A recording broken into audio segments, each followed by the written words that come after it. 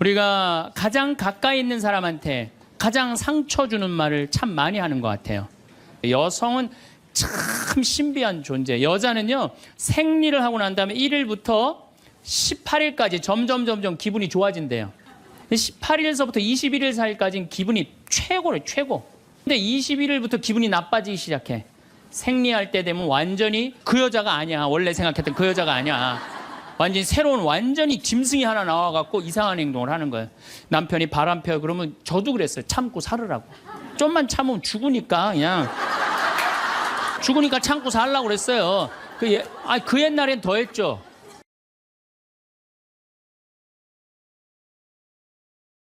인간이 살아가면서 말처럼 중요한 것이 없습니다. 한 집에 사는 식구라 해도 말이 안 통하면 남남처럼 지내기 마련입니다. 사회에서도 말이 안 통하면 힘 있는 자들의 독재로 흘러갑니다. 국제관계에서는 말이 안 통하면 전쟁이 일어나기도 하지요. 정치인들이 입버릇처럼 말하는 소통은 다름 아닌 서로 말이 통하게 하자는 뜻입니다.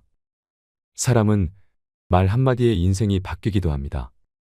박지성 선수는 수원공고 시절부터 축구 실력이 뛰어났지만 프로축구팀은 물론 대학에서도 그의 가치를 알아보지 못했다고 합니다. 당시 명지대 축구 감독은 박지성의 진가를 알아보고 선발하려고 했지만 축구팀 정원이 다 차서 할 수가 없었습니다. 박지성 선수는 어쩔 수 없이 명지대 테니스학과 정원을 빌려 입학했습니다. 그 후 박 선수는 히딩크 감독을 만나 제2의 인생을 살게 됩니다. 프로 선수도 아니고 유망주도 아니었던 박 선수를 뽑았던 히딩크는 비난 여론을 감내해야 했습니다. 미국 골든컵에서 부상을 입고 좌절하고 있던 박 선수에게 히딩크는 통역을 통해 한마디 건넵니다. 당신은 훌륭한 선수가 될 자질이 있다. 박지성 선수는 자서전에서 일분의 칭찬이 자신의 인생을 바꿔놓았다고 고백했습니다. 그때부터 자신 있게 모든 경기에 임했던 박지성 선수는 세계적 축구 명문 구단인 영국 맨체스터 유나이티드에서 뛸 만큼 세계적 축구 선수가 됐습니다. 말과 말하는 사람에는 등급이 있습니다. 생명을 살리는 말씀을 하는 사람이 있는가 하면 좋은 열매를 맺는 말씨를 뿌리는 사람, 기분을 나쁘게 하는 말투를 가진 사람이 있습니다. 자살을 결심한 천주교 신자 한 명이 죽기 전 마지막으로 미사에 참례하러 성당에 갔다고 합니다. 그날따라 신부님 강론 말씀이 위로와 용기를 줬답니다. 결국 마음을 바꿔 성당을 나오면서 열심히 살아보기로 했습니다. 이것이 바로 생명을 살리는 말씀입니다. 마틴 루터 킹 목사는 1960년 흑인에게 투표권이 주어지지 않았을 때 I have a dream이라는 연설로 많은 흑인의 가슴에 희망을 심어줬습니다. 나는 피부 색깔로 사람이 평가받지 않고 그 사람의 인격에 의해서 평가받는 세상이 오기를 꿈꾸고 있습니다. 그 유명한 연설은 오늘날 미국 사회가 흑인 대통령을 선출하는 역사로까지 발전하는데 큰 몫을 한 말이 됐습니다. 말을 가장 험하게 쓰는 관계는 가족 간입니다. 특히 자식이 부모 뜻대로 되지 않을 말을 함부로 하는 경우가 많습니다. 공부를 못하면 죄인으로 여기는 대한민국 자식들에게 좋은 말로 격려해주는 부모가 얼마나 있을까요? 용기를 북돋워주는 말을 들으면서 자란 청소년들은 어디서나 당당하게 살아갈 자신감을 얻습니다. 특히 어린아이에게 무심코 뿌린 말씨는 그 아이 인생을 결정하기도 합니다. 2009년 한 방송사에서 한글날을 맞아 재미난 실험을 방송한 적이 있습니다. 밥을 지어서 한쪽에는 아나운서들이 고마워, 사랑해, 보고 싶었어 같은 긍정적 말을 하게 하고 다른 한쪽에는 꼴 보기 싫어, 쳐다보기도 싫어라는 부정적 말을 하도록 했습니다. 한 달이 지나자 놀라운 일이 벌어졌습니다. 좋은 말을 한 밥에는 향기가 나는 하얀 누룩이 핀 반면 부정적 말을 한 밥은 새카맣게 썩어버렸습니다. 하다못해 밥도 말 한마디에 이처럼 반응하는데 사람은 어떨까요? 현대인들은 입만 열면 힘들어 죽겠다, 이렇게 사느니 죽는 게 낫다는 말들을 많이 합니다. 살아가는 일이 얼마나 큰 축복인지 모르는 채 복을 날려버리는 말 한마디가 될 수 있습니다. 좋은 말에는 복이 따라오게 돼 있습니다. 사람 운명까지도 갈릴 수 있는 말 한마디에 복을 담을 수 있기를 바라며 황창현 신부님의 행복 특강을 듣겠습니다. 영상이 마음에 드신다면 구독과 좋아요, 알림 설정 부탁드립니다. 우리가 가장 가까이 있는 사람한테 가장 상처 주는 말을 참 많이 하는 것 같아요. 그래서 여러분들 부부끼리 서로 기분 나쁠 때가 있어요. 그럴 때 이렇게 뭐 감정적으로 생각하거나 극단적으로 생각할 필요가 없을 것 같아요. 왜 그렇게 생각하실 필요가 없느냐면 지금 종자가 다른 종자가 이상한 행동을 하고 있다. 이렇게 생각하면 좀 마음이 좀 편안해요. 저 사람이 날 미워해서 그러는 게 아니다. 더욱이 여성이라는 이 성은 제가 남성이기 때문에 그런 걸 많이 느껴요. 여성은 참 신비한 존재. 여자는요, 생리를 하고 난 다음에 1일부터 18일까지 점점 기분이 좋아진대요. 18일서부터 21일 사이까지는 기분이 최고래요, 최고. 근데 21일부터 기분이 나빠지기 시작해. 생리할 때 되면 완전히 그 여자가 아니야. 원래 생각했던 그 여자가 아니야. 완전히 새로운 완전히 짐승이 하나 나와갖고 이상한 행동을 하는 거예요. 그러니까 여자는 기분이 좋고 나쁘고 너무 분명해요. 좋을 때는 한없이 좋고 나쁠 때는 또 한없이 나쁜 경우가 있어요. PMT라고 이게 여자는 그 생리 전 긴장감이 있대요. 이 현상이 있어갖고 여자의 감정을 남자들이 내 마음으로는 난 도저히 이해가 안 돼. 이 주기를 몰라서 그래요. 더욱이 여자가 한 18일에서 21일 사이는 기분이 얼마나 좋으냐면은 처녀 때도 이때 만약에 파티장에 가고 술을 먹는데 남자를 보면은요 모든 남자가 다 멋있게 보인대요. 그래갖고 그냥 이때 그냥 술 먹고 호텔에 다음날 아침에 깨보면 어머머 내가 미쳤어 내가 왜 그랬지? 이런 일이 이때 벌어지는 거예요. 그래서 보통 보면은 부부들 보면 너무 예쁜 여자하고 이상하게 생긴 남자가 부부로 사는 경우가 있어요. 이 경우는 18일에서 21일 사이에 만난 경우에 이 경우는 전혀 어울리지 않는데도 같이 사는 경우가 있어요. 그걸 뭐 번개 맞은 사랑, 운명 같은 사랑 그런 거 아니에요. 그런데 이게 결혼할 때만 이런 현상이 일어나는 게 결혼하고도 계속 이 주기가 반복되는 거예요. 그러니까 남자들도 이걸 이해를 못하니까 답답한 거. 저 여자가 왜 저러나. 느닷없이 왜 신경질을 부리지? 또 느닷없이 너무너무 잘하고. 이런 주기, 본인들도 아마 그런 주기에 대한 인식이 있으실 거예요. 인간이라는 게 그렇게 복잡한 것 같아요. 근데 옛날에는 이렇게 복잡해도 몰라도 됐어요. 그냥 참고 살고 그냥 견디고 살고 성당에서 십자가 생각하고 참으라고 그러면은 그냥 참고. 제가 20년 전만 해도 뭐 신부님 남편이 때려요, 남편이 바람 펴요 그러면 저도 그랬어요. 참고 살으라고. 좀만 참으면 죽으니까 그냥 죽으니까 참고 살라고 그랬어요. 그 옛날엔 더 했죠. 그 옛날에는 뭐 100년 전, 200년 전에는 참고 살면 둘 중에 하나 아무나 빨리 죽으니까 그냥. 근데 요즘은요 한 3, 40살 된 사람이 남편이 때려요, 바람 펴요, 빚만 만들어놔 이러면요 참고 살라고 얘기하기가 참 두려워요. 왜냐하면 참고 100년을 더 살아야 되는데 그거는 또 다른 형벌이거든요. 여러분들도 이제는 남자라는 이 동물을, 짐승을, 종자를 이해를 하셔야 돼요. 남편을 이해하라는 게 아니에요.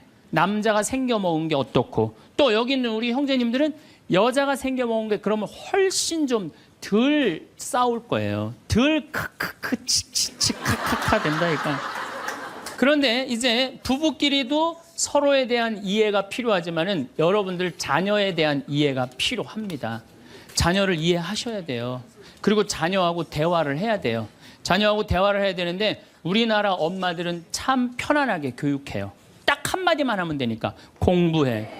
이건 절대 교육이 아니에요. 작년 3월 13일 날 고등학교 3학년 남자아이가 엄마를 죽였어요. 목으로 칼을 찔러서. 그런데 얘가 전국 4천등 하는 아이였대요. 모의고사에. 근데 엄마는 전국 1등 하라고 그래요. 전국 1등.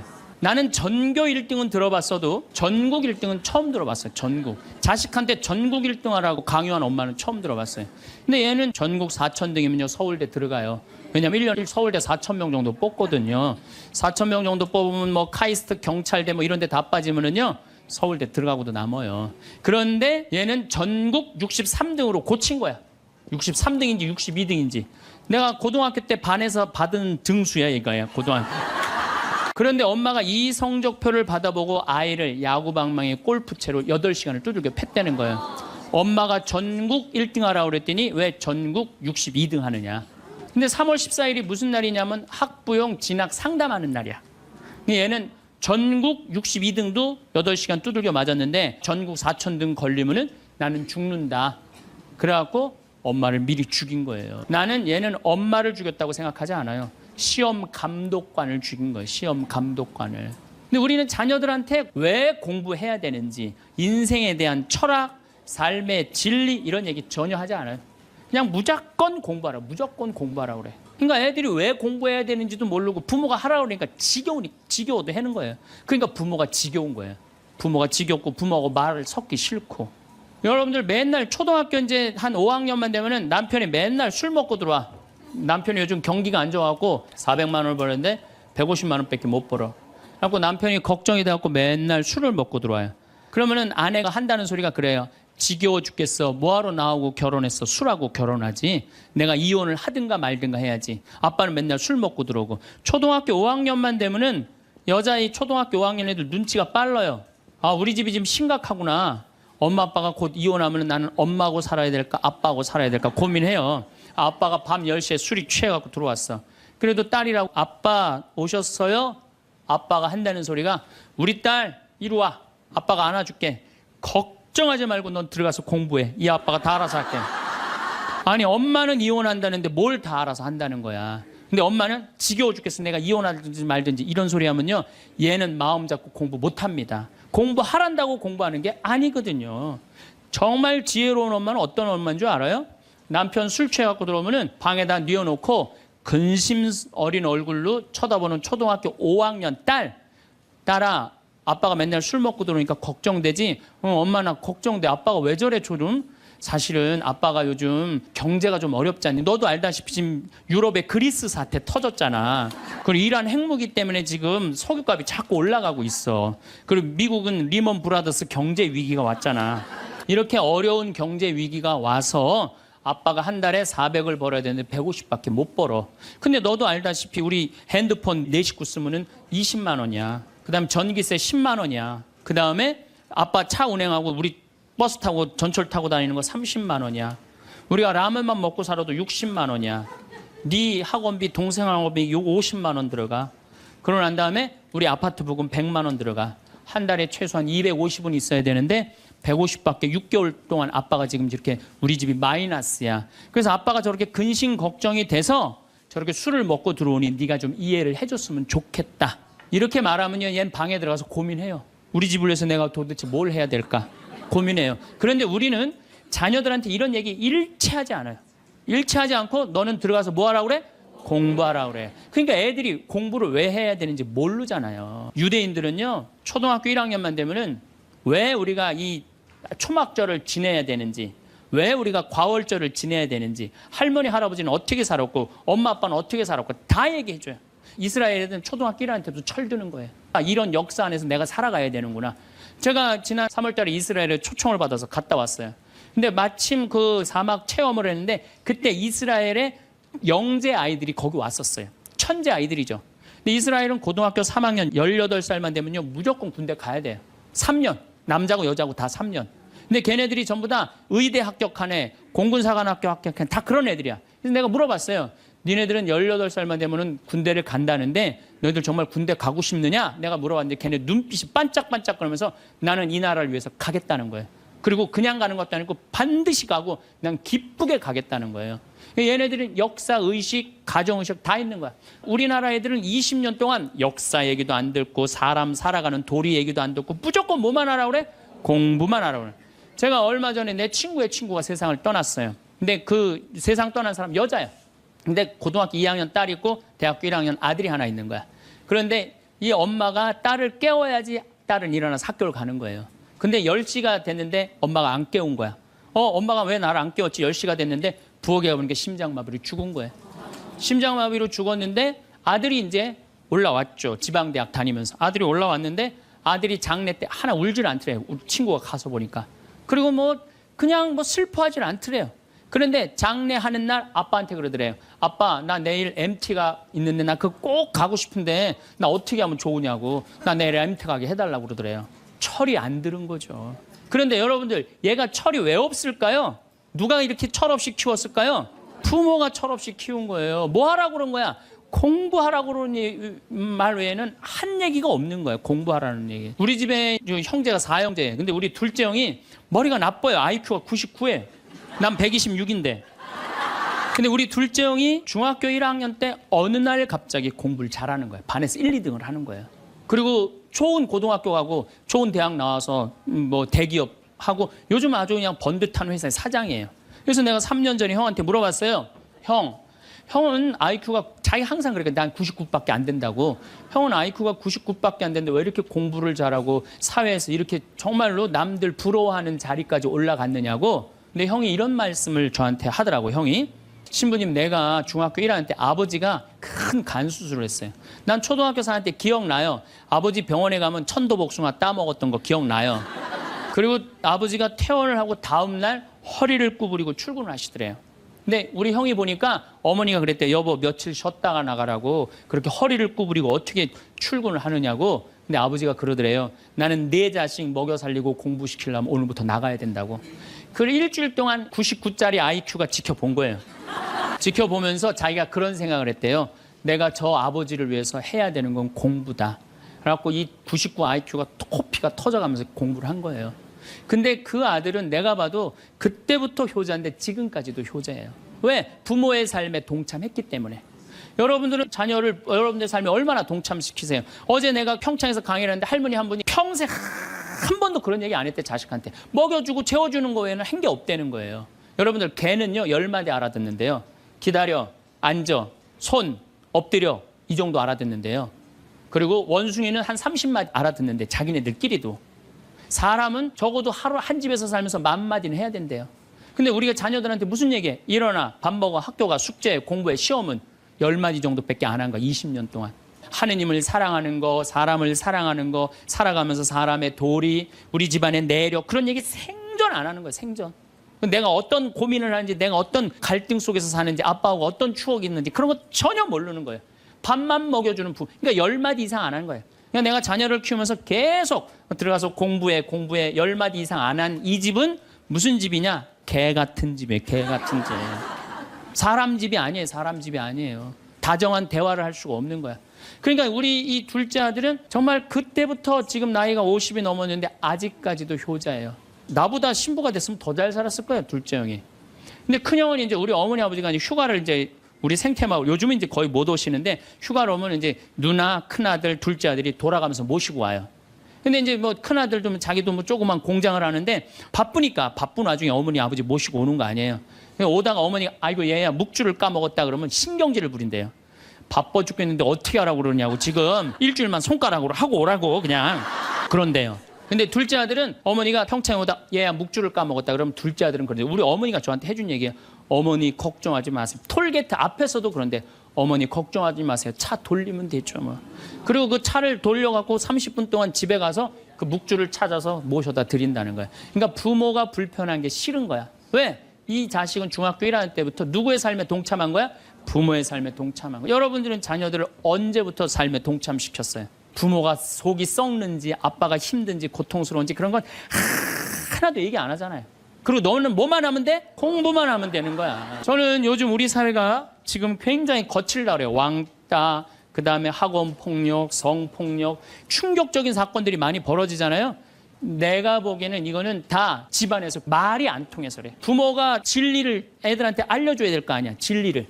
그리고 하느님의 사랑도 알려줘야 되고. 근데 그런 얘기 생전 안 하는 거예요. 저는 요즘 무슨 대책 막 낼 때 정말로 한심해요.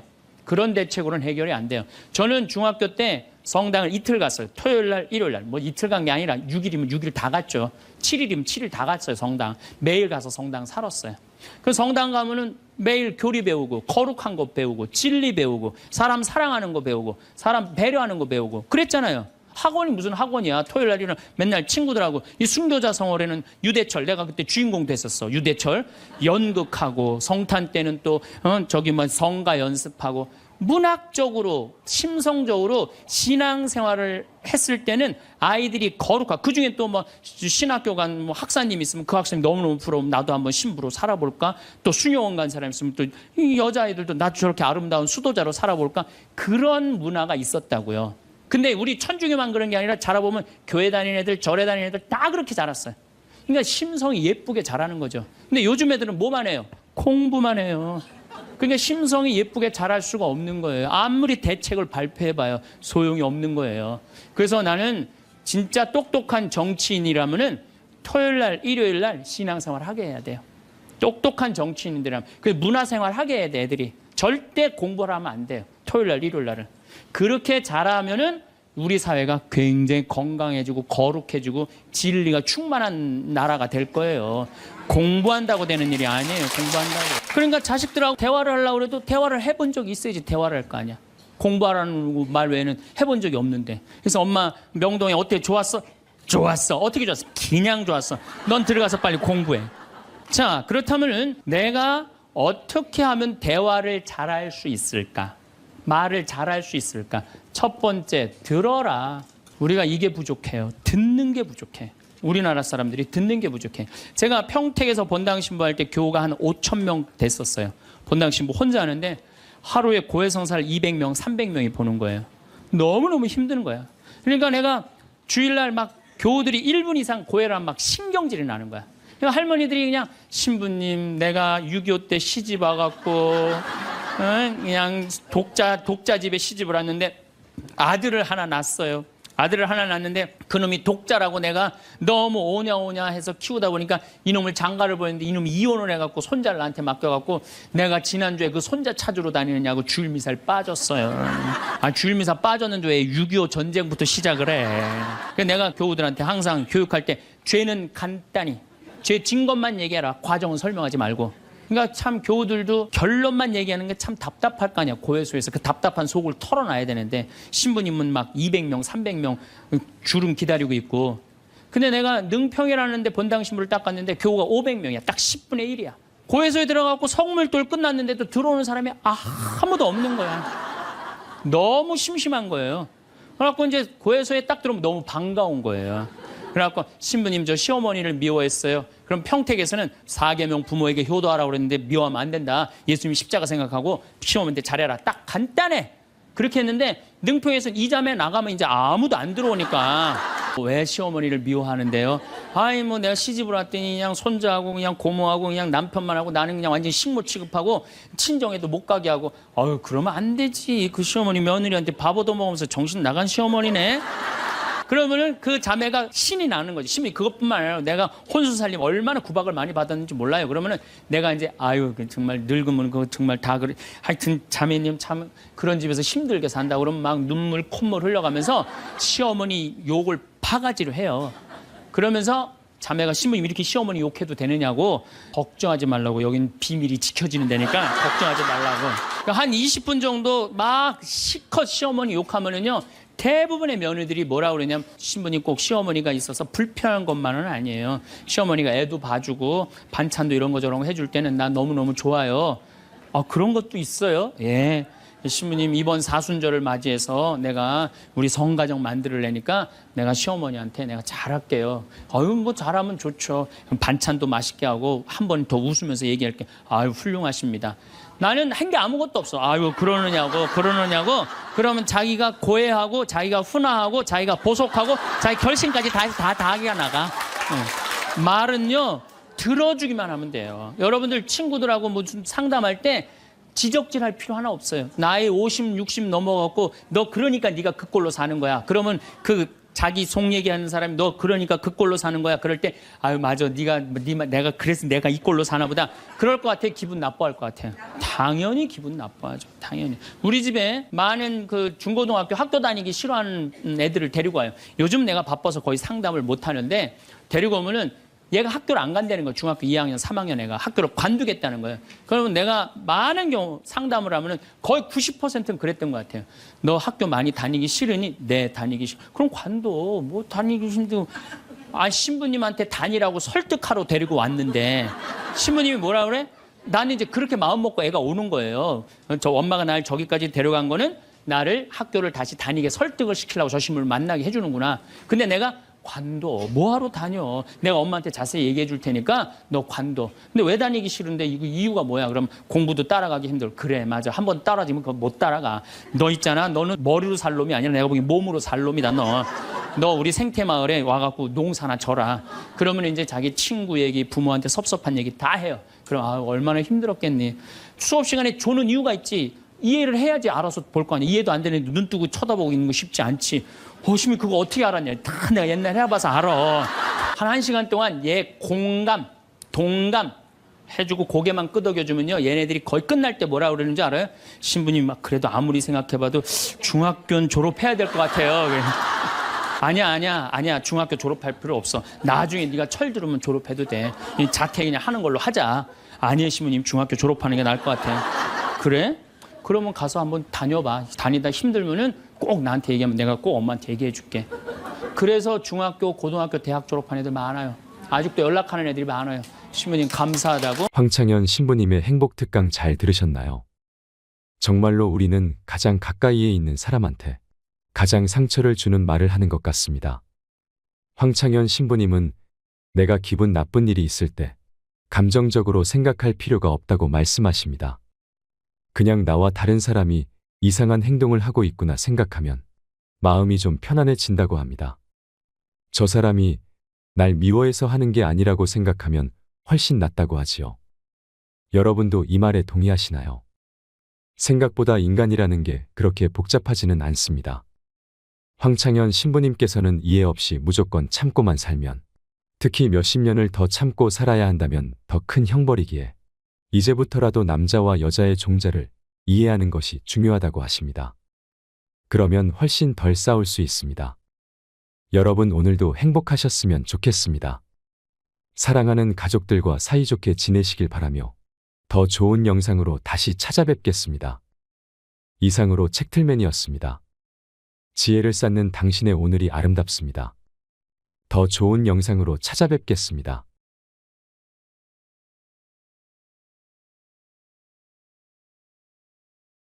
2, 3분 사이에는 죽었는지 샀는지 구분도 못한대요. 현실인지. 마침 뒤에서 기다리고 있던 사람이 누구냐 하면은 간호사였어. 간호사가 기다리고 있었는데 앞에 사람이 벼락을 맞아 팍 쓰러지니까 어떻게 배운 대로 심폐소생술을 시작을 한 거예요. 심폐소생술을 시주를 해갖고 살려낸 거야.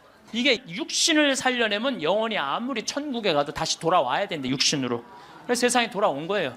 그래서 옛날에는요. 사람이 죽을 때 눈을 뜨고 주고 입을 벌리고 죽으면 눈을 감겨주고 입을 다물어 줬던 이유가 영혼이 다시 돌아오지 못하게 하려고.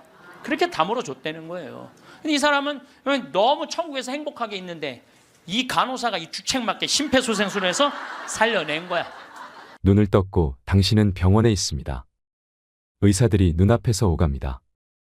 안타깝지만 당신은 오래 살지 못할 것 같습니다. 당신은 슬프면서도 이상하게 마음이 차분해집니다. 뭐라 설명할 수 없는 감정인데요. 눈앞 의사들도 너무 태연해서 당신에게 위로가 될 정도입니다. 병실로 옮겨졌고 가족들이 보입니다. 가족들은 당신에게 용기를 주지만 사실은 그들이 절망하고 있습니다. 의사가 당신을 보러 왔습니다. 당신은 얼마나 더 살 수 있는지가 가장 궁금합니다. 그는 통계적인 임상 경험으로 당신에게 대략 얼마만큼 시간이 남았는지 알려줄 수는 있습니다. 그러나 의사도 신은 아니기에 확신할 수는 없습니다. 때문에 많은 의사가 애매한 답을 들려주죠. 물론 당신이 의사가 예상하는 것보다 더 오래 살 수도 있습니다. 그러나 안타깝게도 당신이 바라는 것보다는 일찍 죽게 될 것입니다. 당신은 갑자기 변하기 시작합니다. 몸이 불균형에 빠진 것 같은 느낌이 들고 힘이 잘 들어가지 않습니다. 또 갑자기 딸꾹질이 날 수도 있고 이유 없는 가려움증이 생길 수도 있습니다. 이런 현상을 의사들은 증상의 부담이라고 부르는데요.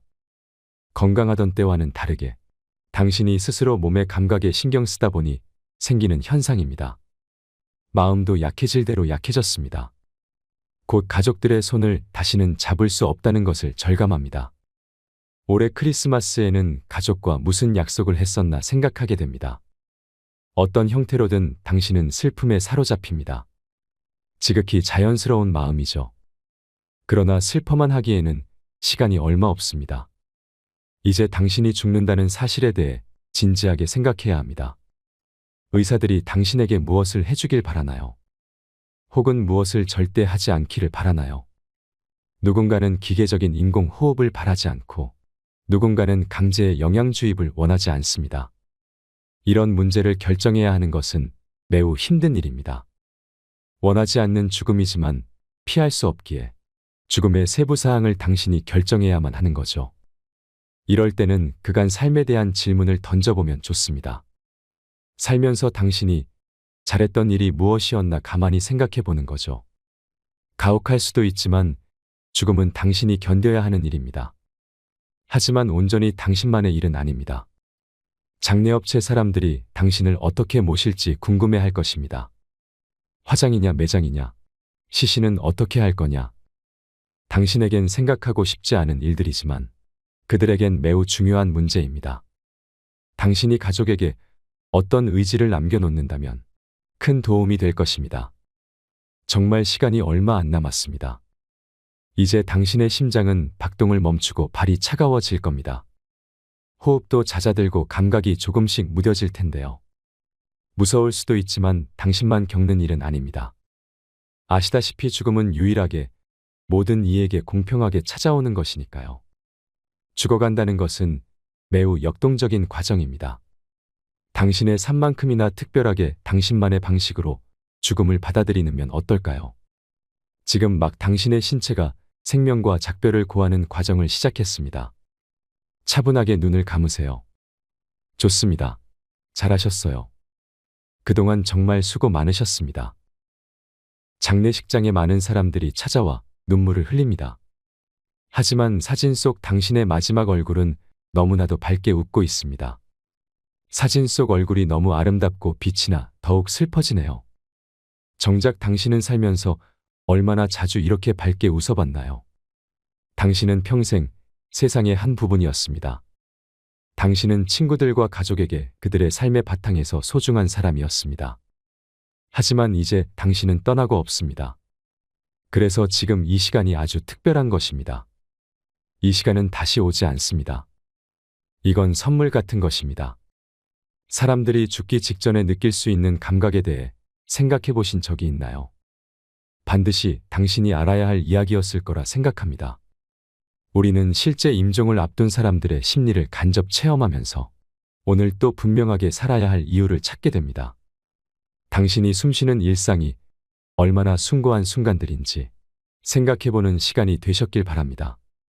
황창현 신부님의 행복특강 바로 시작하겠습니다.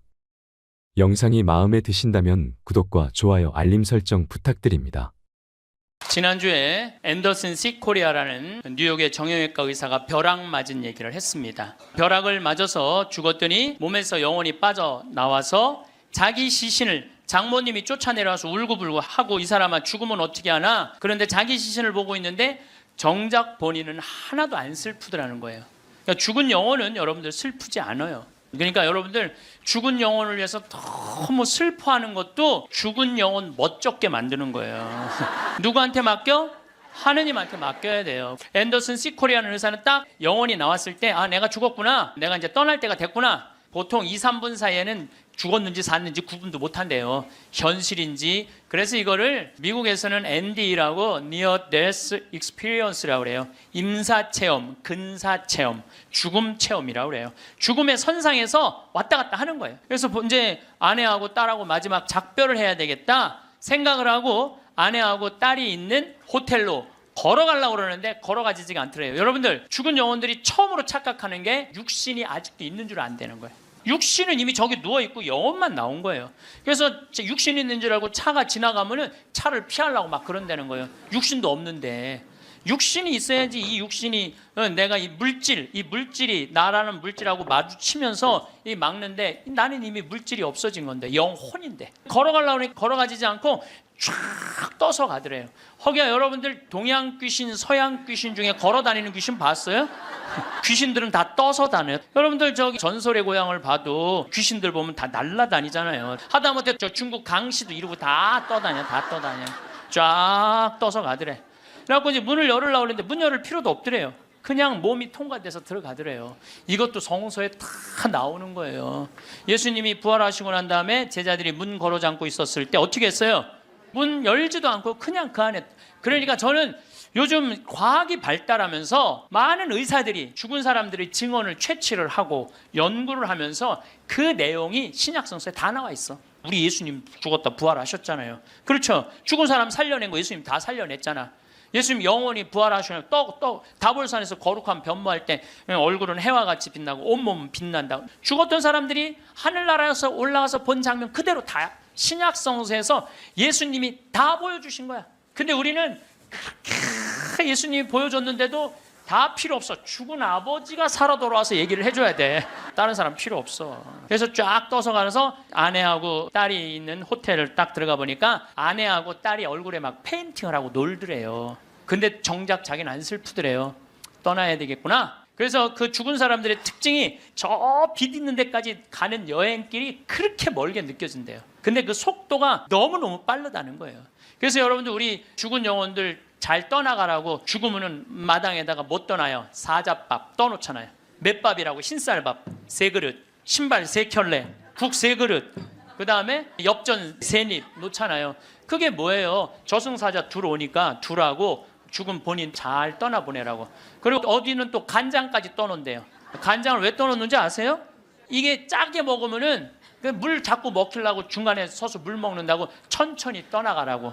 아니면 다시 돌아올 수도 있다. 그래서 간장도 떠놓고 된장도 떠놓는 거라는 거예요. 그래서 이거 죽은 이들을 위한 그런 것들이 너무너무 많은 거예요. 어쨌거나 하여튼 앤더슨 C 코리아라는 의사는 나와갖고 하늘나라 딱 올라가는 순간 이 사람도 역시 신앙이 없는 사람이에요. 여러분들 하늘나라 올라갔다 온 사람들 중에 성당 안 다니는 사람 상관없대요. 되게 어떤 사람들이 하늘나라에 많이 올라가냐면 이 세상 사랑하고 사람 사랑하고 아끼는 사람이 되게 올라갔다 오고 나쁜 짓 한 사람들은 다 어두운 데 갔다 온다는 거예요. 그러니까 성당 열심히 다닌다고 다 하늘나라 가는 거 아니야. 이것도 성서에 다 나와. 마태복음 7장 21절에 뭐라 그래? 나더러 주님 주님 한다고 다 하늘나라 가는 건 아니다. 내 말을 실천하는 사람이라야 하늘나라 간다. 그러니까 성당을 아무리 다녀도 사람 미워하고 본당신부 미워하고 막 옆에 있는 사람 미워하면 그 사람은 성당 다녔나 마나예요. 근데 이 앤더슨 C 코리아는 착하게 살았나 봐. 하늘나라로 올라가서 그 빛을 느끼는 순간 신으로부터 오는 걸 거부할 수가 없더래요. 완전한 평화 충만한 사랑을 느낀 거지. 그래갖고 이제 하늘나라에서 너무 행복하게 있는데 마침 뒤에서 기다리고 있던 사람이 누구냐 하면은 간호사였어. 간호사가 기다리고 있었는데 앞에 사람이 벼락을 맞아 팍 쓰러지니까 어떻게 배운 대로 심폐소생술을 시작을 한 거예요. 심폐소생술을 시주를 해갖고 살려낸 거야. 이게 육신을 살려내면 영혼이 아무리 천국에 가도 다시 돌아와야 되는데 육신으로. 그래서 세상에 돌아온 거예요. 그래서 옛날에는요 사람이 죽을 때 눈을 뜨고 죽고 입을 벌리고 죽으면 눈을 감겨주고 입을 다물어 줬던 이유가 영혼이 다시 돌아오지 못하게 하려고 그렇게 다물어 줬다는 거예요. 근데 이 사람은 너무 천국에서 행복하게 있는데 이 간호사가 이 주책맞게 심폐소생술을 해서 살려낸 거야.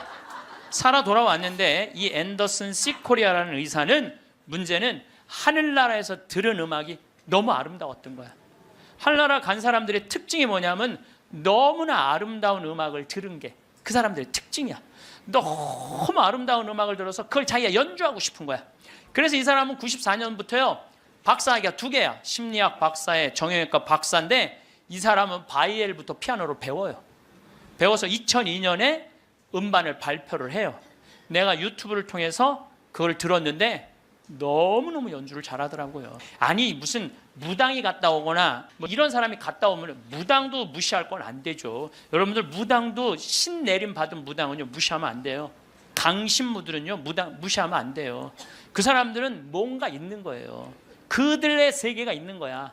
이게 그냥 옛날에는 뭐 우리 교회만 나와 이게 아니야. 이제는 인간한테 있는 영적인 기운은요 그 상관없는 거예요. 어쨌거나 하여튼 이 사람 연주하는 걸 들어보니까 내가 너무너무 아름답더라고. 우리 가톨릭 안에도 벼락 맞아 죽은 사람 있죠. 95년 5월 5일 콜롬비아의 글로리아라는 치과 의사가 논문을 쓰다가 책 찾으러 이 사촌 여동생하고 가다가 벼락을 맞아 죽어요. 그 사촌 여동생 그 자리에서 직사예요. 항상 신앙이 열심히 해갖고 목에 목걸이를 하는데 글리 들어가고 심장을 완전히 그냥 강탈을 해버려요. 그 자리에 죽어버려요. 그리고 이 글로리아라는 의사는 벼락을 맞았을 때 어떤 일이 벌어지느냐면 간이 다 타요. 간이 다 타고 신장도 다 타요. 난소도 다 타버려. 난소도 다 타버리고 이 젖꼭지로 번개가 나와요. 그래갖고 이 오른쪽 젖꼭지가 날아가 버려. 젖이. 그럼 완전히 다리도 다 타고 완전히 죽은 거죠. 근데 이 여동생이 그 병원에 또 의사였어. 의사들이 죽었다. 이거 산소호흡기 뛰자. 절대 못 뛰겠다. 난 우리 언니는 죽은 게 아니다. 이 사람은 영혼이 이제 나가갖고 하늘나라 올라가갖고 천국, 연옥, 지옥 다 돌아다니는 거예요. 그리고 이 사람은 16살 때 낙태를 해요. 그러면서 하느님이 너 낙태한 거 그래 다 보여주는 거야. 그냥 자기가 살아생전에 자기는 막 맨날 그냥 미용하고 막 옷 엉덩이 뭐 이런 것만 신경 쓰던 여자예요. 성당도 열심히 다니긴 했지만은 그거보다는 세상 일에 더 많은 매력을 가졌던 여의사예요. 예쁘고. 근데 이제 뭐 이 사람은 하늘나라에서 이제 여행을 다 하는데 살았느니 죽었느니 그러는데 일주일이 지났을 때 시골의 농부 하나가 미사 참여를 할 때 얼마나 열심히 하냐면은 주머니에 10,000페소, 5,000페소가 있을 때 10,000페소는 하느님한테 봉헌하고 5,000페소로 빵을 사서 먹는 정말로 착한 사람이에요. 여러분들 주머니에 10만 원짜리하고 10,000원짜리 있으면 여러분들 얼마짜리 낼 것 같아요? 10,000원짜리? 저는 그렇게 생각하지 않아요. 여러분들은 어떻게 해서든지 1,000원짜리 찾아서 1,000원짜리 내지 무슨 10,000원짜리를 내.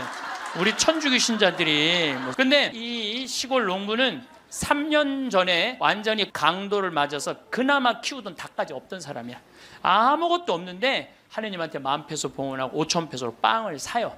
근데 저도 이번에 남미에 한 달 동안 강의 갔다 왔지만은 남미 사람들은요 빵을 다 신문지에 싸서 팔아요. 그리고 그 신문지를 싸서 빵을 펼치는데 신문지에 글로리아라는 의사 기사가 떠요. 그걸 보고 이 사람 그 자리에 무릎을 꿇어요. 하느님, 이 능력 있는 의사를 만약에 살려 돌려보내신다면 내가 성모님 성지 순례를 갈 것이고 죽은 이들을 위한 기도를 열심히 하겠다고. 그걸 하느님이 들어요. 참 신기하죠? 그 사경을 헤매는 그 글로리아라는 의사한테 하느님이 하늘나라에서 이런 얘기를 해요. 내가 너를 살려 돌려보낼 것이다. 왜 돌려보내느냐 하면은 너의 공로가 아니다. 이 시골의 농부, 너무 나를 따르고 사랑하는 이 농부가 너를 위해 간절하게 기도했기 때문에 내가 너를 살려 돌려보내는 것이다. 돌아가서 이 하늘나라에서 본 것을 증언을 해라. 그리고 살려 돌려보내요. 그래서 이 글로리아라는 의사는 살아 돌아와요.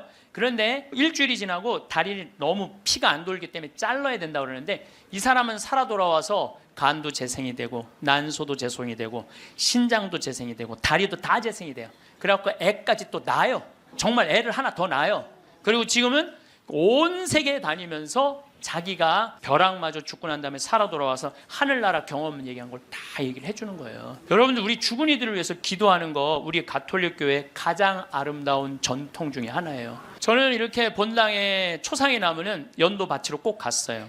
연도를 바치러 내가 이제 저녁 한 8시나 9시쯤 가면은 그 연도꾼들이 꽉 차 있으면 기분이 너무너무 좋아. 교우들이 연도 바치러 주러 왔을 때 너무너무 기분이 좋아. 왜냐하면 여러분들 연도 바칠 때 뭐라 그래요? 성부, 성자, 성령 이 영혼 구원하여 주소서. 성모님, 요셉 성인 이 영혼 구원하여 주소서. 모든 천사들 이름 부르면서 이 영혼 구원하여 주소서. 베드로, 야고보, 요한, 안드레아, 베네딕토, 루시아, 아네스 이 영혼 구해달라고 계속 성인들 이름 부르면서 구원해달라고 그러잖아요. 그럼 여러분들 생각을 해봐요. 우리가 이제 죽으면 하늘나라 올라가면은 하느님이 심판하지 않는다니까요. 베드로한테 맡겼잖아요. 베드로가 이제 천당 보낼지 연옥 보낼지 지옥 보낼지 결정할 거 아니야. 혼자 결정하지 않을 거예요. 수호천사 부르고 아까 성서에도 얘기했잖아요. 하늘의 천사가 너를 지켜보고 있을 것이다. 수호천사 부르고 수호 성인 부르고 연관된 성인들 다 불러서 천당 보낼 거냐 지옥 보낼 거냐 연옥 보낼 거냐 얘기를 할 거야. 근데 밑에서 계속 이름 불러대면 성인들이 회의하다 뭐라 그럴 것 같아요? 야 우리 이름 이렇게 불러대는데 웬만하면 올려보내자 그냥. 그게 바로 연도의 효과예요. 연도의 효과. 그래서 여러분들 본당에서 세상 떠나는 교우들이 연도 났다 그러면은 시간 내서 꼭 가서 술을 먹으라는 것도 아니고 그냥 잔치밥을 먹으라는 것도 아니에요. 그냥 여러분들 가서 연도 바쳐주는 거 최고의 선물이에요. 제가 지난 봄에 우리 교구에 젊은 신부님 엄마가 돌아가셔서 61에. 근데 그 엄마가 나 한참 병 모으고 비누 공장 할 때 많이 도와줬던 엄마야. 송탄 본당 자매님인데 내가 또 너무 우리 생태마을에서 그 아들은 지금 유학 가 있는데 우리 생태마을에서 같이 나오고 일도 많이 하고 그래서 내가 이 사순식에 인천교구에서 사순 피정을 해주고 저녁 주일날 밤 9시에 송탄 장례식장을 갔어요.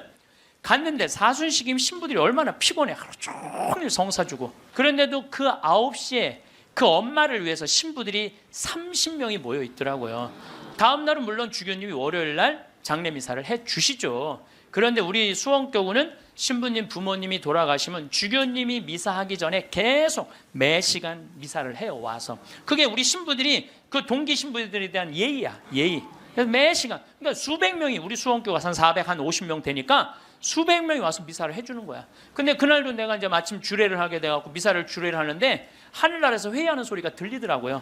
아니 진짜로 하늘나라에서 회의하는 소리가 들리더라니까요.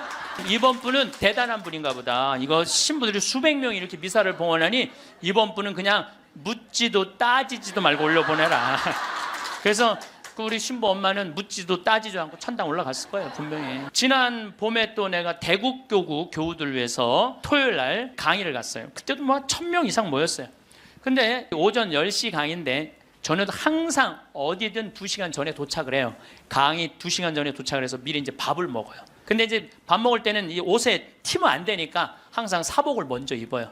사복을 입고 허름한 청국장 찌개집, 아침에 청국장 찌개집을 들어갔어. 찌개집을 딱 들어갔는데 아주 멋있게 생긴 노신사가, 머리가 하얀 노신사가 나를 딱 보더니 눈이 점점 커지는 거야. 그러니까 나를 아는 거지. 나를 아는데 근데 이제 로만 칼날 아내니까 진가민가 했나 봐요. 그렇다고 내가 가사 걷고 저는 황창현 신부입니다 이렇게 할 수가 있나. 그냥 아시는 걸로 끝나는 거죠. 그래서 앉아갖고 이제 그 노신사는 먼저 밥이 나왔어요.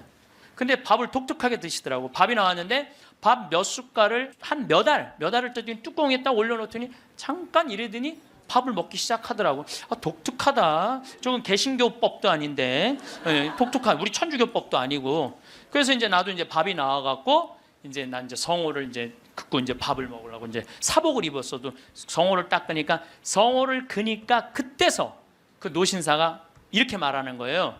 혹시 황창현 신부님이시냐고? 그래서 나 황창현 신부 맞다고. 그랬더니 자기는 불자라는 거예요. 불자인데 신부님 행복 특강을 돈도 안 내고 너무 잘 본다는 거야. 어쩜 이렇게 젊은 신부가 모르는 게 없냐고. 자식들한테 한 푼도 주지 말고 다 쓰고 통장에 500만 원만 남기라는 말 너무너무 공감한다고.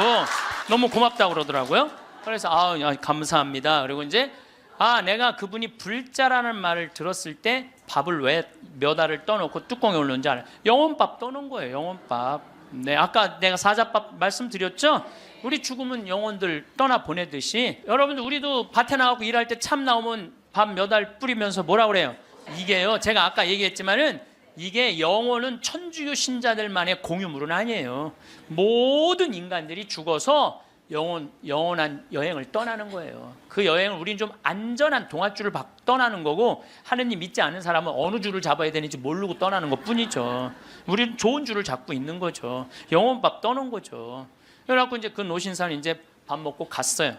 나도 이제 밥을 다 먹고 계산을 하려고 그랬더니 아주머니가 아까 그 노신사가 밥값을 내고 갔다는 거예요. 내가 그때 깨달은 진리가 하나 있어요. 우리 천주교 신자들이요 밥 먹을 때 반드시 성호를 긋고 먹어야 돼. 그래야지 뭔가 얻어먹는 게 있는 거예요. 여러분들 성호를 긋어야지. 지난달에도 우리 생태마을의 부관장 신부들하고 내가 또 신학교 보낸 신부들하고 여행을 같이 갔어. 단풍 여행을 갔어. 단양이라는 곳을 갔는데 전심에 이제 신부들 꽤 많았죠. 능이버섯 찌개를 시켰어요. 우리들 많이 시켰어요. 그래서 이제 다 나왔고 야 우리 기도하고 먹자 그랬고 성호를 딱 긋는데 저쪽에서 아저씨 하나가 오더니 황 신부님이냐고 그러더라고요. 그렇다고 그러니까 자기 성당 안 다니는데 신부님 강의 너무 재밌게 보고 있다고 밥값은 내가 내겠다고. 그래서 이 성호 걷는 게 진짜 중요해. 성호 걷는 게. 우리 천주교 신자들 영혼밥 떠나요 안 떠나요? 떠나요. 왜 안 떠나요? 여러분들 영혼밥 떠나요. 우리 식사후 기도 때 뭐라 그래요? 전능하신 하나님 베풀어 주신 모든 은혜 감사드리나이다. 주님의 이름은 찬미를 받으소서 이제와 영원히 받으소서. 세상을 떠난 모든 교우들이 천재자비하심으로 평화의 은식을 얻게 하소서. 이게 영어 기도문에 없어요. 내가 영어로 식사 전후 기도 하거든요. 없어요. 영어. 한국에만 있는 기도문이에요. 영혼들을 위한 기도. 참 좋은 기도문이에요. 그러니까 이게 연옥 영혼들이요 다른 나라 사람들 천주교 신자들 밥 먹을 땐 쳐다도 안 봐. 근데 누구 밥 먹을 때만 기다려? 한국 천주교 신자들 밥 먹을 때만 기다리고 있는 거예요. 그 영혼밥 한번 얻어 먹어보려고. 근데 우리 천주교 신자들이 얼마나 못됐는 줄 알아요? 식사 전 기도는 해 그나마. 근데 식사 후 기도하는 신자가 거의 없어요. 그냥 일어나는 거야. 얼마나 영혼에서 황당하겠어요. 연옥에서. 여러분들 이제 식사 후 기도하세요. 꼭 하세요. 우리들이 항상 영혼들을 위해서 기도해야 돼. 또 묵주기도 끝에 뭐라 그래요? 예수의 우리 죄를 용서하시며 우리를 지옥불에 소구하시고 연옥 영혼을 돌보시며 가장 버림받은. 여러분들 이게 1917년 파티마 성모님이 루시아 프란치스코 히아친트한테 부탁한 거예요. 왜? 연옥 영혼들이 너무 불쌍한 영혼들이 많으니까 너희들 기도해라고.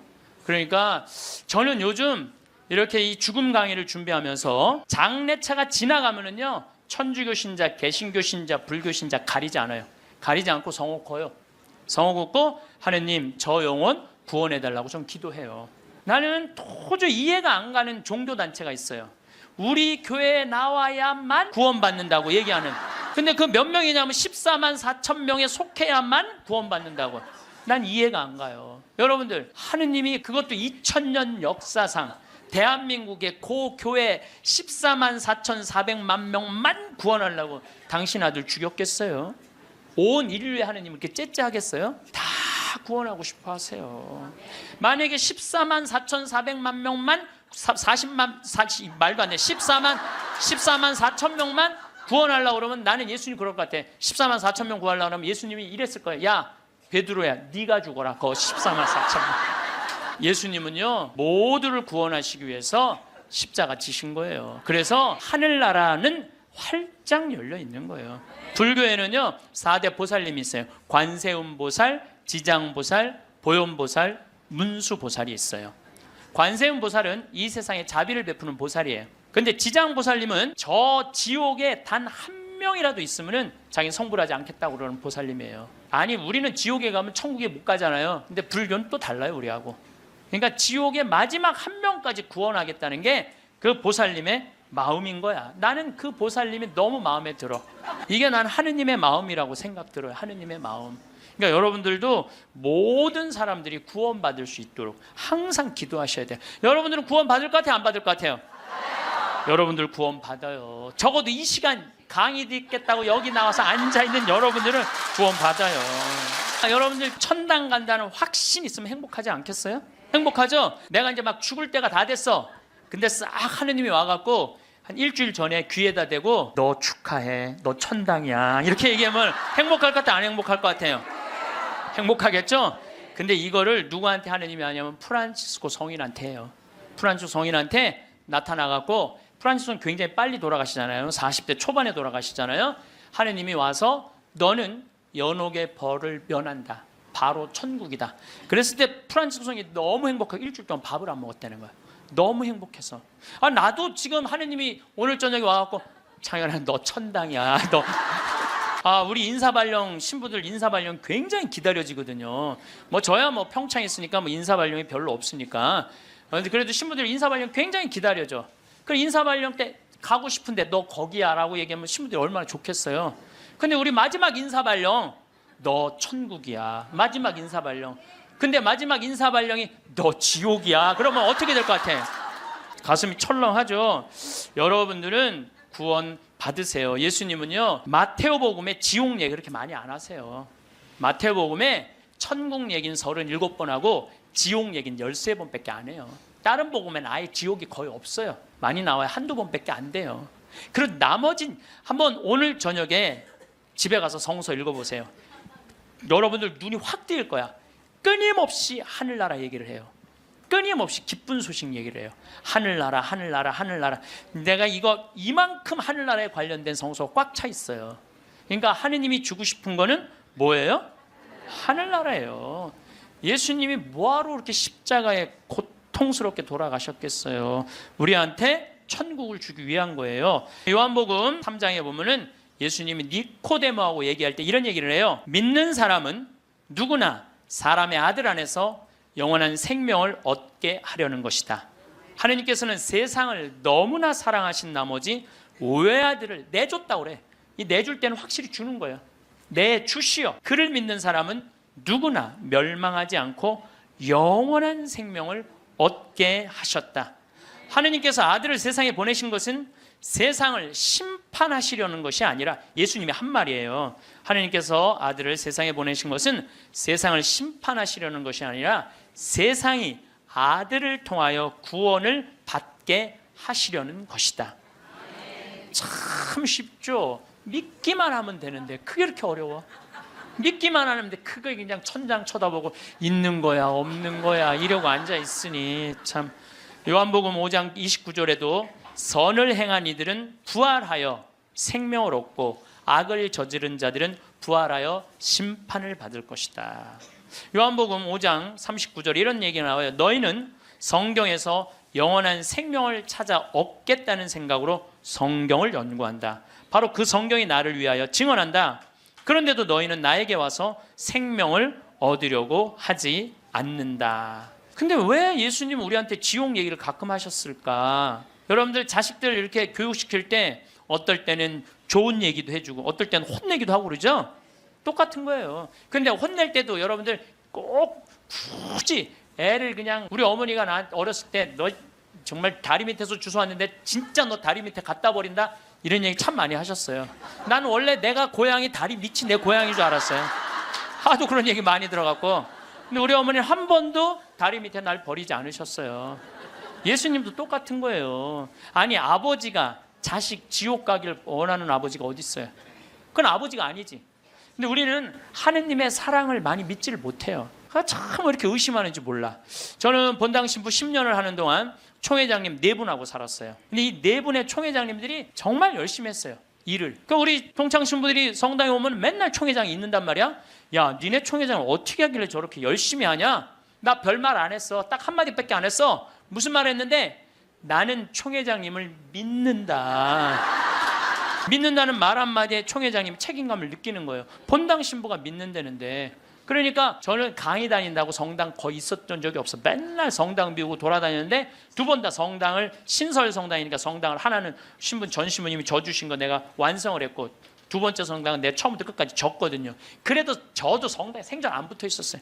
그래도 성당 너무 잘 져줬어. 근데 누가 다 책임진 거예요? 총회장이 다 책임. 뭐 때문에? 내가 믿는다는 말 한마디에. 여러분들, 그 많은 신들 중에, 인도에는 신이 3억 명이나 된다는데, 그 많은 신들 중에 야훼 하느님 당신만을 나의 주님으로 믿습니다라고 고백하면은 하느님은 나한테 책임감 느낄 것 같아, 안 느낄 것 같아? 아니, 저놈이 날 믿는다는데 저거 하나 천당에 못 데리고 오겠어요? 근데 만약에 여러분들이 어느 날은 믿는 것 같고 어느 날은 안 믿는 것 같고, 그럼 하느님 어떠실 것 같아요? 어느 날은 책임져야 될 것 같고 어느 날은 책임지지 않아도 될 것 같고 그러네. 믿으려면 어떻게 믿어야 돼? 확실하게 믿어야 돼. 그리고요, 제가 예비자 교리 참 잊지 못하는 예비자가 하나 있었어. 6개월 동안 그렇게 예수님에 대해서 얘기하고 성경에 대해서 얘기하고 예수님 증언했는데, 6개월 후에 교리 마지막 끝에 자, 마지막으로 질문해 보십시오. 그랬더니 딱 손을 들더니 신부님 솔직히 얘기해 달라는 거예요. 뭘 솔직히 얘기하냐니까 진짜 예수님 믿냐고 솔직히 해달라는. 6개월 지났는데. 자, 여러분들도 저한테 그렇게 물어보고 신부님 솔직히 한번 얘기해 보라고, 예수님 믿느냐고. 내가 이스라엘 다녀오고 과달루페 가고 파티마 가고 루르도 가고 또 수많은 사제생활 23년 하면서 수많은 신앙 체험하고 나도 신앙 체험하면서 내가 느낀 게 있어요. 내가 확실하게 나한테 물으면 내가 얘기할게. 하느님 확실하게 살아계셔. 그런데 문제는 내 영혼의 상태 때문에 하느님을 느끼지 못하는 거예요. 하느님은 그냥 계셔. 근데 내 이놈의 영혼이 왔다 갔다 하는 거지. 하느님이 있다 없다 하는 게 아니야. 내 마음 안에 신앙이 있다 없다 하는 거지. 하느님은 그냥 그대로 그 자리에 계셔. 내가 깨어서 기도하고 주님을 끊임없이 찾고 주님께 찬양을 드리고 감사를 드리면요, 주님은 응답해 주세요. 근데 혼자 그냥 방구석에 갖고 있는 거야 없는 거야 이러면은요, 아무리 대답해 주고 싶어도 방구석에서 나와야지.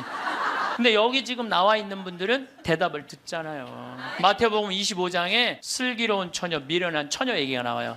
슬기로운 처녀 등잔에는 기름이 많았고 미련한 처녀 등잔에는 기름이 하나도 없었어. 미련한 처녀들은 어떤 처녀들이 미련한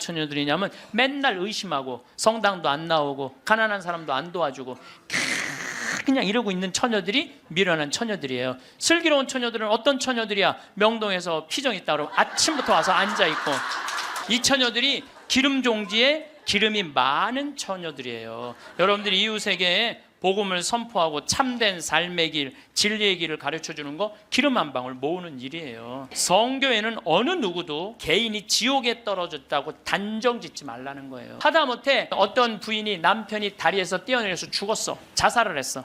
너무 슬퍼. 매일매일 우는 거야. 내가 이건 정말 책에서 내가 읽은 거예요. 요한 마리 비안네 신부님한테 찾아간 거야. 신부님, 천주교에선 자살하면은 지옥에 간다는데 우리 남편은 다리에서 뛰어내려 죽었는데 어떻게 하면 좋으냐고. 근데 이 요한 마리아 비안네 신부님이 내 속을 뻥 뚫리는 얘기를 했어요. 그 신부님이 뭐라고 그랬냐면 그 부인한테 걱정하지 마라. 당신 남편 지옥 안 갔다. 무슨 소리냐. 지옥에 간다는데 그 다리 밑에서 강까지 떨어지는데 시간이 굉장히 오래 걸린다는 거예요. 떨어지는 사이에 회개를 했다는 거예요. 웃을 일이 아니에요. 아니 내가 왜 말만 하면 웃어. 실질적으로 그 순간에 회개할 수 있다는 거예요. 그리고 당신 남편은 그 순간 떨어지면서 회개를 했기 때문에 지금 연옥에서 지금 훈련을 받고 있으니까 걱정하지 말라고. 연옥벌이 끝나면 천국에 올라가니까. 그래서 여러분들 우리가 예수 마리아 요셉만 외워도 연옥에 7년제가 감해진대요. 예수 마리아 요셉 누구 불쌍한 영혼들 기억하여 주소서. 3종 기도만 해도 10년을 감해진다는 거예요. 3년 기도. 그러니까 식사 후 기도, 예수 마리아 요셉 3종 기도 얼마나 좋아요. 밥 먹을 때 그냥 하면 되는데 그게 그렇게 힘들어? 아니 나는 우리 부관장 신부하고 아예 식탁에다 3종 기도 이렇게 써놔요. 그렇게 써놔갖고 부활 3종 기도 그때 가면 또 까먹잖아. 부활 3종 기도. 그래서 영어로도 한 번 하고 우리나라 말로도 한 번 하고 그래 좋더라고요. 3종 기도 하는 거. 식사 후 기도는 반드시 하고. 근데 어떨 때는 나 식사 후 기도 벌써 일어나서 가는 신자들 태반이야. 나는 전능하신 하느님 벌써 가. 세상을 떠난 모든 교우들이 천지자비하시고 평안히 아직도 한참 남았는데 그러지 말라는 거예요. 1991년 팸 레이놀즈라는 이 가수는 미국의 가수인데 작곡가 겸 가수인데 심한 뇌동맥류가 걸려요. 이 수술은 굉장히 위험한 수술이에요. 왜냐하면 이 사람을 수술하면 뇌에 있는 피를 다 빼야 돼. 뇌에 있는 피를 다 빼고 심실정지, 심장을 정지시켜야 돼. 그러니까 사실은 죽이는 거예요. 죽였다가 다시 살리는 수술이야. 그런데 이 사람이 97년에 수술을 해. 애리조나 대학에서. 이때 지금은 죽음 이후의 세계에 대한 연구가 미국이 너무 많이 해요. 100개 대학에서 연구를 하고 있어요. 지금 우리나라만 지금 죽음 이후에 대한 관심이 없지 미국엔요 그런 책 애프터 라이프 죽음 이후의 세계 너무너무 책이 많아요. 영어로 된 책 내가 미국에 가서 이 강의하니까 엄청나게 선물을 하더라고요. 어쨌든 이 팸 레이놀즈가 수술할 때는 의사들이 완전히 죽이는 수술이니까 저 사람이 진짜 영혼이 빠져나오느냐 그거 참관을 해요. 근데 여러분들 이 사람은 뇌에 피를 빼고 심장을 전지시키고 완전 마취를 하고 수술하는 거예요. 여러분들 마취 수술 해봤던 경험 있으세요? 나도 20년 전에 맹장 수술할 때 마취를 했는데 한심하더라고요. 내가 신부님 마취 들어갑니다 그런데 그게 뭐라고 딱 들어갔는데 아무 생각이 안 나는 거야. 나 탁탁 치는데 깨어나 보니까 벌써 배를 가르고 맹장을 떼어냈다는 거야. 아니 내 맹장을 떼어냈는데 내가 모르는 게 말이 돼? 답답하더라고요. 떼어냈다는데. 그래서 내가 다음에 수술할 때 반드시 정신을 똑바로 차리고 아무리 마취를 해도 내가 어떻게 수술하는지 지켜봐야 되겠다. 근데 내가 이제 거의 한 5년 전에 위암 수술을 하게 됐잖아요. 위를 3분의 1을 잘라내잖아요. 그래서 이제 난 6시간짜리 마취를 이제 하러 들어갔는데 이제 수술실 들어가면서 내가 속으로 나한테 외웠어요. 정신 똑바로 차려야지. 정신 똑바로 차려야지. 수술 들어가고 신부님 마취 들어갑니다. 그럴 때 딱 씌울 때 정신 똑 그걸로 끝이야. 정신 똑 그걸로 끝이야. 깨어나 보니까 배를 가르고 위를 3분의 1을 잘라냈다. 이번에도 그냥 당한 거지 그냥. 아무 생각이 안 나. 아무 생각이. 근데 이 팸 레이놀즈도 이 수술실에 들어갈 때 뇌에 피를 다 뺐으니 이 사람은 아예 생각이 없는 사람이에요. 심실 정지시키고. 그래갖고 딱 수술을 시작을 했을 때 이 사람은 영혼이 빠져나와요. 빠져나와갖고 수술실 장면을 지켜봐요. 의사가 간호사한테 지시하는 거, 수술 도구 전해주는 거, 그리고 자기 머리를 자르는 수술 도구를 봐요. 자기 머리 자르는 걸 봐요. 쫙 자르고. 내가 이제 죽었구나. 그래갖고 이 팸 레이놀즈는 병원 위로 올라가고 하늘나라 올라가는데 자기 할머니가 목소리가 특이했대. 하늘나라에서 막 부르더래요. 오라고. 하늘나라 올라가 보니까 자기 할머니가 있고 죽은 형제 친척들이 쫙 있더래요. 너무 아름다운 모습으로 빛을 내고. 그러니까 죽은 사람들 거의 공통적인 의견이에요. 근데 자기 기타를 가르쳐준 외삼촌이 넌 아직 키워야 되는 애도 있으니까 넌 가야 된다고. 난 가기 싫다. 이거 너무 좋다. 가라. 가기 싫다. 그러면서 실갱이를 하는데 삼촌이 확 미는데 수술이 끝난 거예요. 깬 거죠. 살아 돌아온 거죠. 근데 이 사람은 놀랍게도 참관한 의사들한테 의사들 배치를 다 얘기를 해줘요. 어떤 의사가 어느 자리에 있었고, 수술 도구는 여러분들 우리들이 수술하러 들어갈 때요, 절대 수술 도구를 개봉을 안 해요. 오염될까봐, 감염될까봐. 그래갖고 의사들이 완전하게 다 방지를 하고 이 사람 마취 끝나고 난 다음에 수술 도구를 다 꺼내요. 그러니까 우리들은 수술 도구를 어떻게 생겼는지 몰라. 수술실에 들어간 사람 알아요, 몰라요? 모르죠? 근데 자기 머리 자른 거, 전동기, 칫솔같이 생긴 것까지 다 설명을 하는 거야. 너무너무 놀라운 거죠. 여러분들 이런 연구를요, 하버드 대학, 예일 대학, 세계 최고의 대학들이 연구를 하는 거예요. 그냥 내가 무슨 뭐 무당하고 만나갖고 그냥 대충 얘기하는 게, 짜고 얘기하는 게 아니고, 이건 뭐 논문으로 나오는 내용들을 여러분들한테 전해주는 거예요. 여러분들은 바쁘니까 책 읽을 시간이 없잖아. 내가 대신 읽어갖고 다 지금 전해주는 거예요. 미키라는 시각장애자, 앞이 안 보이는 사람인데, 이 미키는 18살, 우리나라는 20살인데 교통사고로 죽어요. 근데 이 사람은 태어나서부터 앞이 안 보이던 사람이야. 그러니까 하얀색이 뭔지, 까만색이 뭔지, 빨간색이 뭔지 아무리 설명을 해줘도 모르죠. 태어나서부터 앞이 안 보이니까. 나무가 어떻게 생겼는지 뭐 설명을 해줘도 상상을 하지, 꽃이 어떻게 생겼는지 알 수가 없잖아요. 근데 이 사람이 교통사고로 죽어요. 죽어서 딱 수술실에 들어갔는데 자기 몸을 처음으로 봐요. 반지를 보고 자기인 걸 알아요. 아, 내가 저렇게 생겼구나. 머리 모양을 보고 아, 내가 저렇게 생겼구나. 그리고 죽어서 하늘나라로 올라가는데 빨주노초 파남보를 다 보는 거예요. 너무 아름다운 빨주노초, 온갖 아름다운 꽃, 새, 나무를 보는 거예요. 그러고 하늘나라에서 너무너무 행복하게 있는데 수술해서 살려낸 거야. 육신을 살려내면 돌아와야 된다고 그랬잖아요. 돌아온 거예요. 돌아왔는데도 이 사람은 어떤 거야? 역시 앞이 안 보이는 거죠. 근데 역시 앞이 안 보이는데도 이 사람은 모든 색깔을 너무 정확하게 설명을 하는 거예요. 나무는 어떻게 생겼고 꽃은 어떻게 생겼고. 이 미키라는 사람도 굉장히 중요한 연구 대상자가 돼요. 왜냐하면 아예 시각장애자인데 모든 색깔에 대한 설명을 너무 잘하는 거야. 한 번도 색깔을 본 적이 없는 사람인데. 그러니까 영혼이 빠져나가는 거죠. 그래서 우리가 이게 죽는 걸로 끝나는 게 아니야. 죽음이 아니고 새로운 삶으로 옮아가는 과정인 거예요. 여러분들 이제 죽는 거 싫어요, 좋아요? 좋아해야 돼. 아니, 죽는 게 싫으면 어떻게 해? 죽는 게 싫으면은. 천주교 신자가 이제 죽는 거 좋죠? 그래도 죽는 게 싫어. 그래도 살아있는 게 나아. 이 이야기는 조금 더 다음 시간에 하면서 내가 죽음이라는 것이 그냥 우리가 하느님을 만나기 위해서는 반드시 죽음이라는 걸 거쳐야 돼. 제가 조금 어려운 얘기 하나 할게요. 나는 사실 어려운 얘기를 잘 안 하는 편인데 이번 건 굉장히 어려운 얘기예요. 요거는 방송 보면서 적어갖고 한번 묵상해 보세요. 데이아르드 샤르댕이라는 신부님이 있어요. 이분은 최고의 지성인이에요. 이분도 너무 유명한데 여러분들이 바빠갖고 이분 책을 읽을 시간이 없죠. 이분은 신학자면서 지질학자예요. 지질학자. 그런데 이분이 뭐라고 그러냐면은 우리는 이 육신은 영원히 이 육신을 잠시 경험하고 가는 거라고 그래요. 그러니까 이 육신은 그렇게 중요한 게 아닌 거야. 뭐가 중요한 거야? 영혼이 중요한 거야. 영혼이 중요한데 우린 영적인 삶을 살지 않기 때문에 그 영적인 세계에 대해서 답답한 거예요.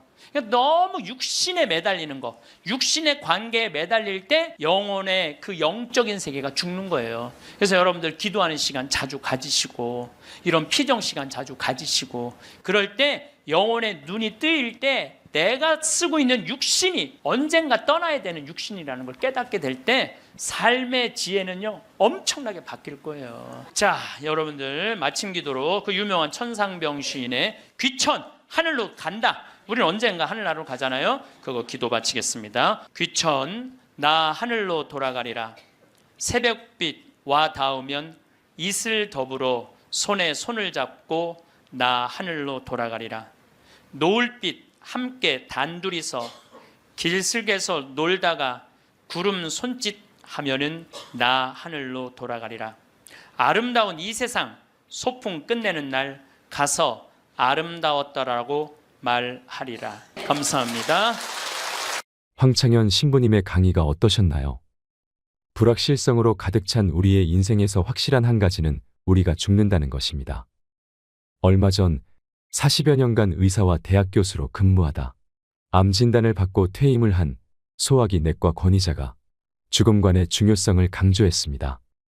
수많은 죽음을 목격하면서 깨닫게 된 사실, 죽기 직전에 이걸 후회한다라는 주제의 연설에서 그는 죽기 몇 달 전부터 오는 증상은 세상 일에 관심이 없어지고 주로 잠을 자고 이런 것들로 시작해서 임종이 임박해서는 혈액순환이 안 되니까 피부에 반점이 나타나고 가래가 들끓고 소변을 잘 안 보게 되는 것들이 임종이 임박한 증상이라고 볼 수가 있다고 운을 뗐습니다. 저명한 의학 학술지의 논문들을 토대로 임종이 다가온 이들이 근사체험을 겪게 된다고 전하기도 했습니다. 생전의 삶이 파노라마처럼 펼쳐지는 회고가 근사체험의 여러 요소 가운데 하나라는 게 그의 설명입니다. 그러면서 수십 년간의 삶이지만 짧은 시간에 중요한 사건들을 전부 되돌아보게 된다는 것이라고 전했습니다. 아울러 죽음은 소멸이 아닌 옮겨감이라고 말합니다. 죽음은 삶의 마지막 단계이고 어떤 면에서는 마지막 성장의 기회라고도 볼 수가 있습니다.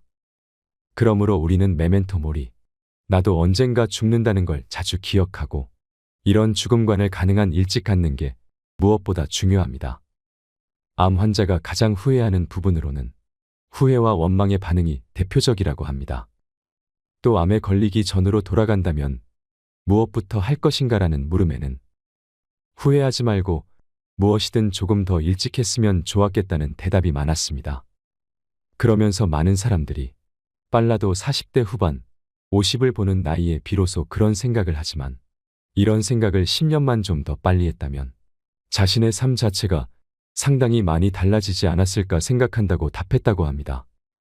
나는 어떻게 죽음을 맞이할 건지 우리는 건강할 때부터 생각해 봐야 합니다. 병이 없을 때, 건강할 때 유언장을 쓴다든가 사전연명의료의향서를 작성해 봐야 됩니다.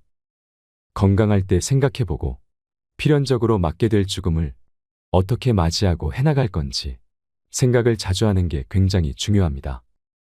여러분, 죽음을 두려워하지 말고 죽음에 의연해지세요. 그러면 행복한 노후, 행복한 죽음을 맞이할 수 있을 것입니다. 이상으로 책틀맨이었습니다. 지혜를 쌓는 당신의 오늘이 아름답습니다. 더 좋은 영상으로 찾아뵙겠습니다.